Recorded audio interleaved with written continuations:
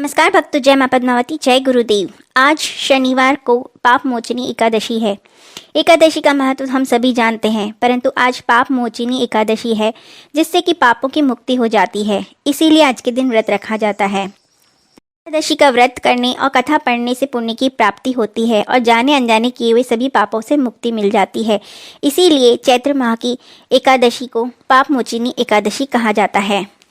दिन भगवान विष्णु के चतुर्भुज रूप की पूजा की जाती है।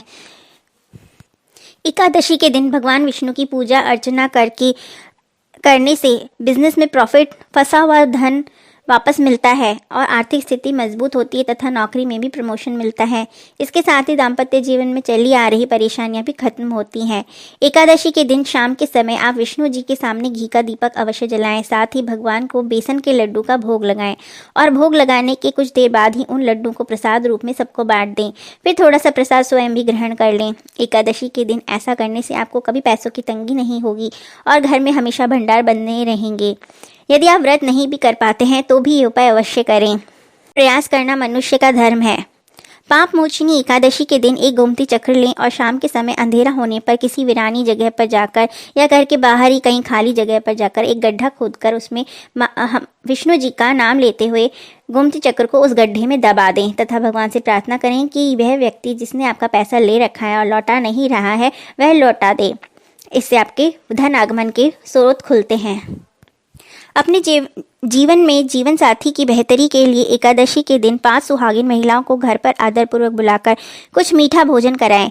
या यह व्यवस्था न हो पाए तो 5 सुहागिन महिलाओं के निमित्त भोजन निकालकर उनके घर दे आएं। इससे जीवन साथी से संबंध मधुर बनते हैं।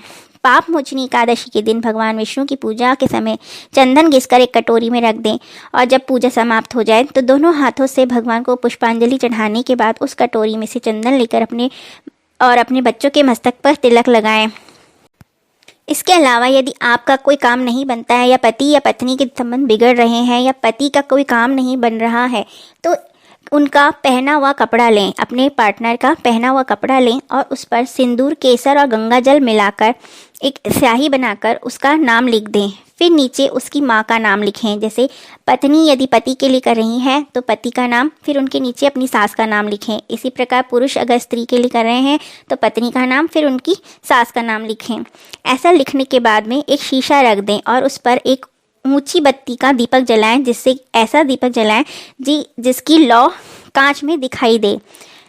दीपक तिल, सरसों या घी का किसी का भी जला सकते हैं।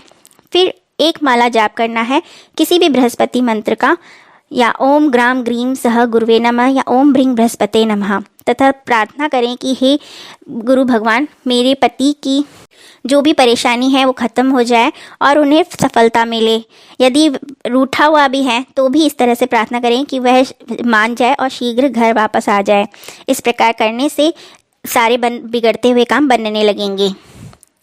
एक अन्य उपाय में गाय के उपले पर कपूर और घी डालकर अग्नि जला लें। फिर आम, नीम के पत्ते, काली उड़द और काली तिल मिलाकर हवन सामग्री बना लें। इस सबको हवन जलाकर बैठें और ओम ऐं ह्रीं क्लीं चामुंडाय स्वाहा इस मंत्र का 108 बार बोलते हुए आहुतियाँ दें। इसके साथ ही यदि आपकी डील्स होते होते कैंसिल हो जाती हैं, आप लोगों पर प्रभावशाली इफेक्ट नहीं दे पाते हैं, तो पान के पत्ते का और तुलसी का रस मिलाकर तिलक लगाएं। इससे आपका ऑरा स्ट्रांग होगा। एक सफ़ेद कागज़ पर ब्लू पेन से अपनी क्वालिटीज़ लिखकर नॉर्थ में ये पेपर को पेस्ट कर दें।